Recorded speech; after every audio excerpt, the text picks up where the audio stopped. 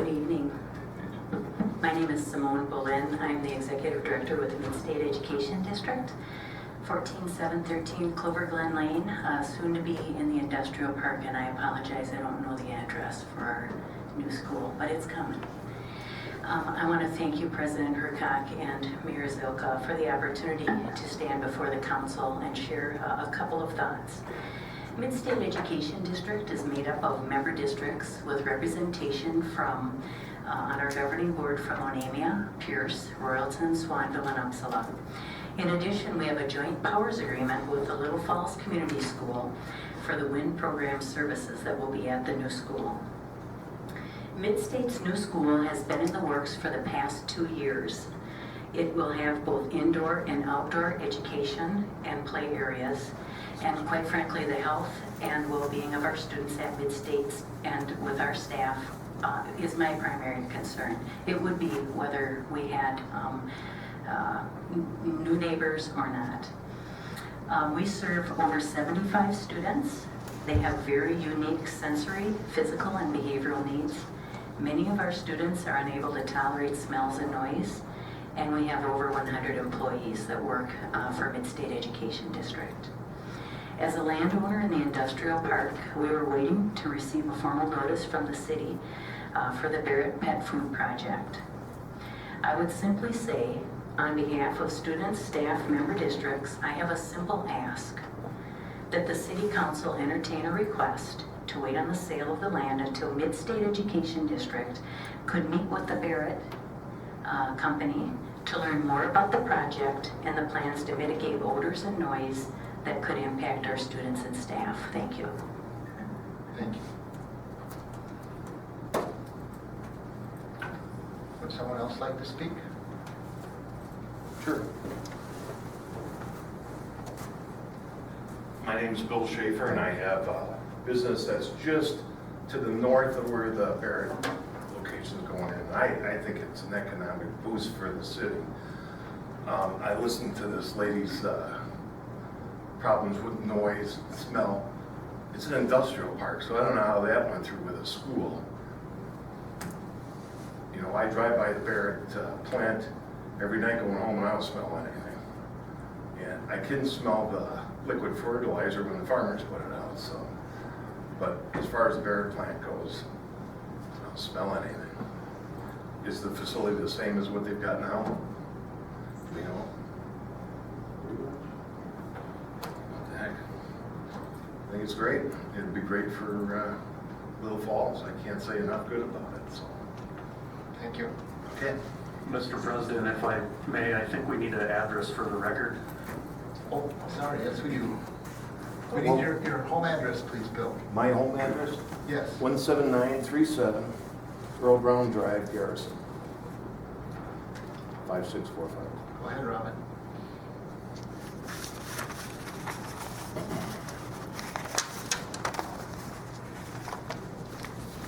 Oops.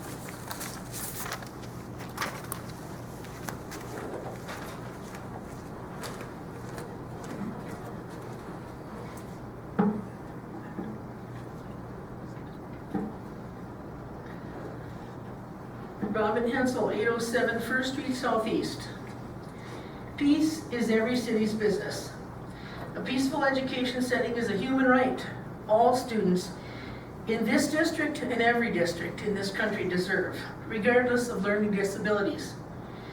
Mayor, you more than anyone, given your anxiety disorder, should realize how difficult it will be for special needs students to get a fair shake at quality education and opportunities downwind of a noisy, odorous pet foods plant.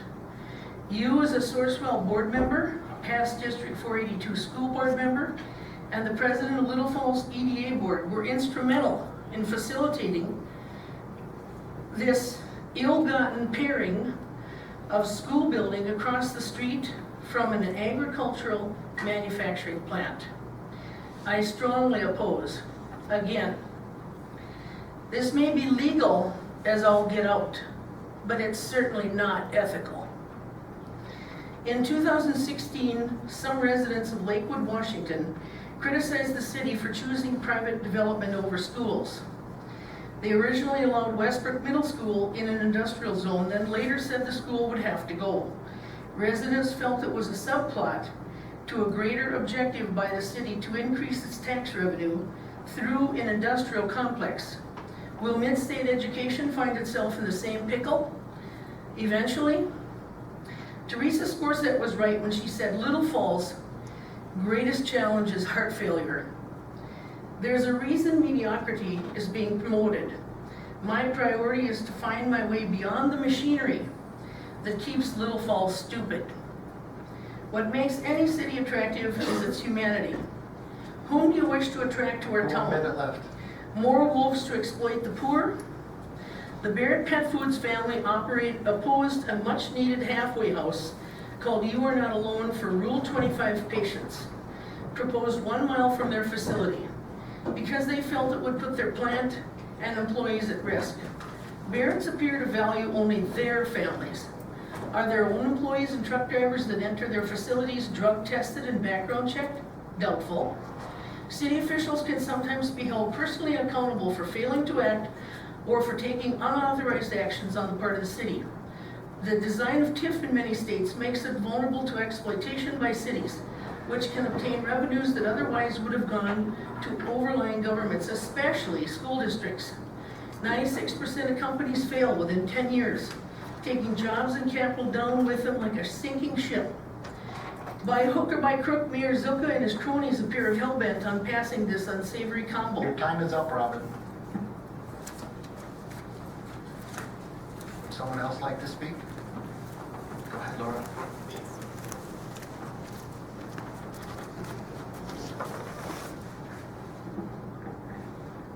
Laura Wright, 702 12th Street, Northeast Little Falls. On ordinance number 19-7 series, I ask that you vote no. It seems that laundering of land is taking place. Selling from one entity to the next, it makes this appear somewhat legal. The Independent School District recently sold 52 acres to the city of Little Falls for $1. The city tonight plans to sell the same 52-acre land parcel to the pet foods factory for $1. However, it should be noted that this first transaction in the laundering plan was not done in accordance with Minnesota state statute. According to Minnesota state law, statute 92.03, minimum price of lands, subdivision 1, school lands. The price of school lands must be at least $5 an acre. I would ask, since the school land was sold for $1 for all 52 acres, how is this legal? Why do we have city code local law if we don't intend to follow it? So under chapter 11, it talks about the creation of excessive noise on a street or private property adjacent to any school, institution of learning, church, court, hospital, or in the same area, which reasonably interferes with the use thereof. Again, that's from our own code. Midstate provides services to the deaf, hard of hearing, autistic, many others. Do you think it's really the best idea to put the most vulnerable children next to a heavy industrial site? Where's the environmental impact study? Have we thought through the issue of premise liability, lawsuits that result due to failing to keep students safe while on school property? How do you know these children will be safe without having any data? How about the nearby historical area? Would that be damaged, or the Anderson Lake Home Edition? Would that be impacted, or neighboring businesses? You don't know because you don't have any data. And so how can you make an educated decision about this? Did you forget about Midstate and the children playing outside on the playground equipment, getting on and off the school buses, having an loud, noisy, smelly place? What about the kids? What if a child wanders off and is hit by a heavily loaded truck? How do you protect the children from predators? Are you going to put up fences out there? What's the reason why the children have to be in these vulnerable situations, in these high-risk areas? Wages. We were told that they were going to pay around $15 an hour. It's now down to about $13 an hour. What about our workers? That was part of our original negotiations. Part of the incentives, about a $3 million sweetheart deal, I received a phone call about what if this company sells out to a Japanese conglomerate, a blue chip company. There apparently has been some conversations going on. According to the state, if we give away this land, we put all these incentives forward, our community, it's out. Your time is up, Laura.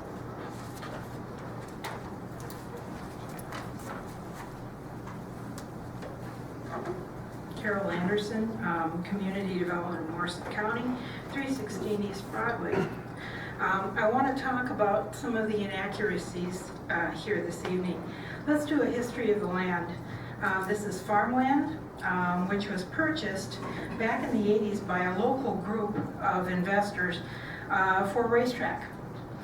Bill Blaine and Jerry Wood were the leaders of the group in the early 80s. They financed it with Shen Adams at then American National Bank. And when the racetrack didn't happen, the bank got the land back. So the bank approached the school district and asked them, would you like to buy it for a possible future site for the school? It had about 90 acres. The school bought it, and then the citizens of the district said, no, we don't want to invest the funds in a large new school system out there. So the residents said, why don't you fix the buildings that you have?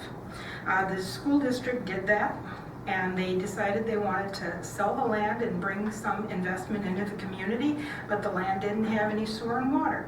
So the city came in and talked with the school district, and they agreed to run sewer and water right through the middle of the property. And so there are assessments with the property. The school district decided to have the water and sewer again go through the middle. Even if the school district, why would they invest millions in a new facility when they already put millions into remodeling the schools that they have? The school district sold the land to Mid-State Ed District for $9,500 an acre, approximately $100,000. The school district is selling the land to Barrett's through the city for the same amount of money, $494,000, which includes the assessment. The school district toured the facility north of Piers and agreed to help with the project by taking payments over 9 years through the TIF district. A TIF district is not tax-free, it is just the opposite. The Barretts have to pay their property taxes just like any other business in town. The city will take that money from the property taxes, and they will then pay the school district over time for the land. This land is zoned industrial, and Mid-State knew that when they built. The Barretts have every right to be there. They're an industrial company. The question is, why was Mid-State allowed to build in an industrial park?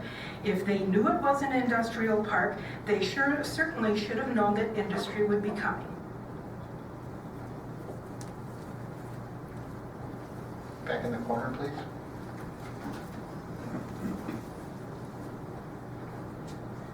Hello, I'm Jason Johnson. My home address is 952 Mayo Road, Pequot Lakes, Minnesota. I'm one of the owners of ABS Supply in the industrial park there on 17th. I just wanted to say that I personally have had a chance to thoroughly go through and see the Barrett operation. And I can say I am impressed. And this comes from someone that over the last 25 years makes their living out of working in manufacturing, fabricating, and industrial plants across the Midwest. I extensively traveled through 8 states. I get the luxury of seeing how it's made every day for my job, and I love it. And I can say that when I left that plant, I was more impressed than I have been in virtually any other one I have ever been into, of any sort. It is organized, well run, and I see 0 reasons, any of which have been listed here, why they should not be my neighbor. And I say that as someone who's a business owner and a landowner right next to them. They do a fantastic job with their entire operation. It was neat, clean, organized, and it was very, very well run. So as far as a neighbor, I say not only should they be there, I would welcome them to come there. Thank you very much. Thank you. Brian?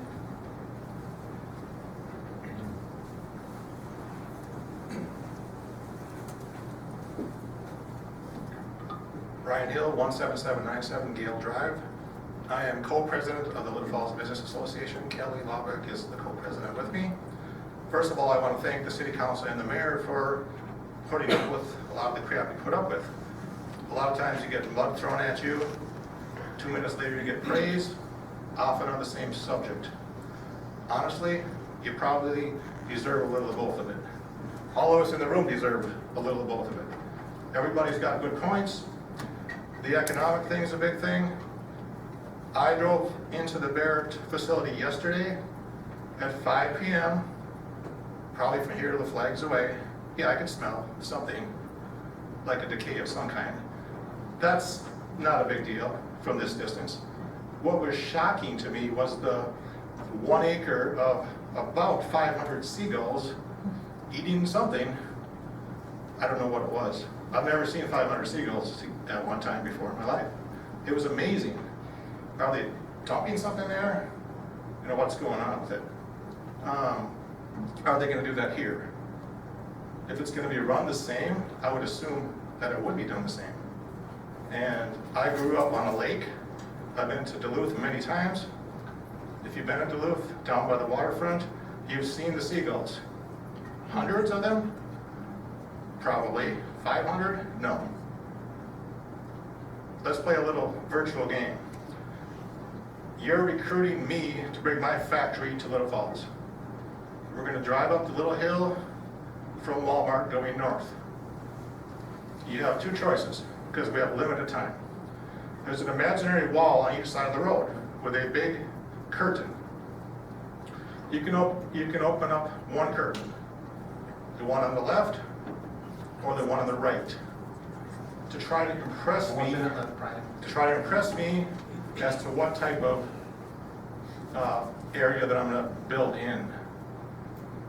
You have airborne, world class. The school, world class.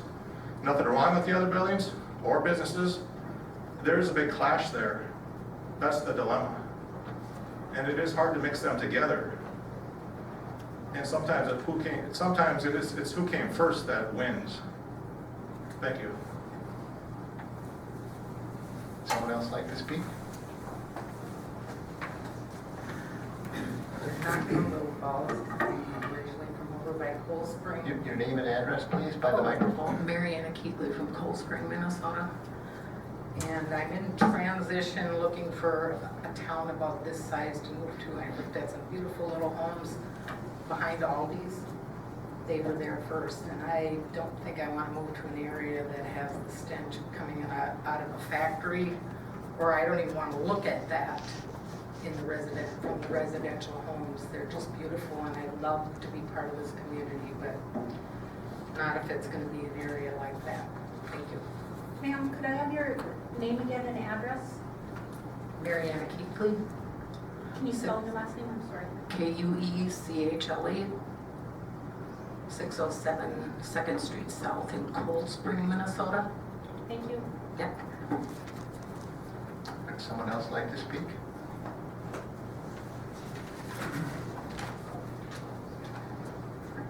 Tom Barrett, Barrett Pet Food, address 2227 Shady Nook Road, Brainerd, Minnesota. I want to thank the council and the mayor for having us here. Obviously, it's been a long road here towards joining the Little Falls community, which I think sort of kicked off last year, about this time, a little bit earlier. And I do appreciate all the efforts with everybody in the community. We've felt very welcomed up to this point. I just wanted to touch on a couple of points, a couple of facts, and don't really want to sling any mud. But one thing that Sarah and I at Barrett Pet Food take pride in is our employees and our workforce. We take care of them. Our average wage is north of $20 an hour. The average starting wage in this factory would be $13.75. That is not every starting wage. That is the very bare minimum starting wage is $13.75.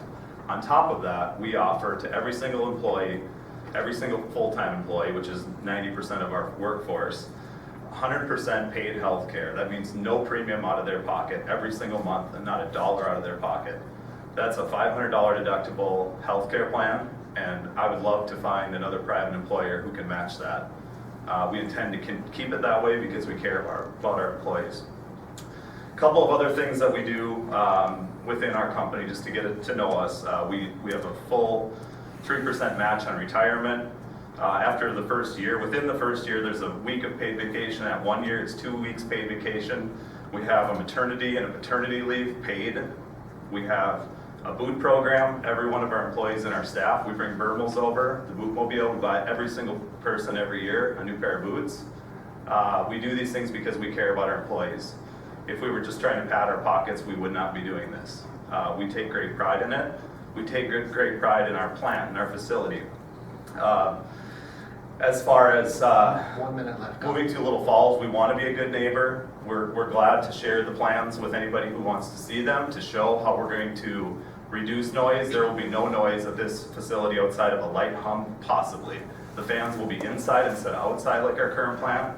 We would be investing in new equipment so there will be less smell. We'll put stacks on the building so it will carry the smell away.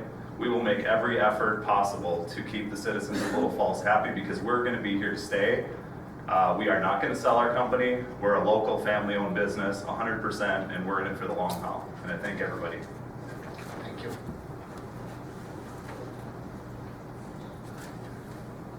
Would someone else like to speak?